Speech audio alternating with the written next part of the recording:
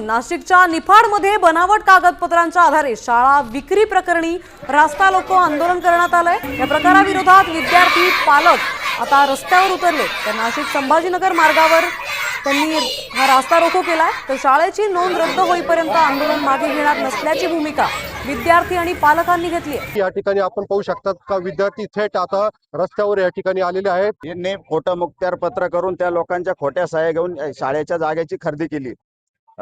गुजरातला जाऊन यांनी मुखत्यार पत्र केलेलं आहे, सगळं खोटं आहे। आणि याला सिटी सर्वेला जिल्हा परिषद शाळेचं नाव आहे, ग्रामपंचायतला उतारायला सुद्धा शाळेचंच नाव आहे। मी खरद्या कस काय उरायलंय, एकदम बोगस काम चालू आहे सगळं। ही शाळा किती वर्षापासून इथं आहेत काय सांगा? 100 वर्षापासून ही शाळा इथं आहे। त्या शाळेत सुद्धा आम्ही शिकलेलो आहे, आमचे मुलं शिकताय, गोरगरिबांचे पोरं शिकताय। आणि आज त्या गरिबांच्या पोरांवर अन्याय करू राहिले लोक, पैशाचा उत्माद करून काही करू राहिले, काही उद्या गाव सुद्धा विकत घेतील।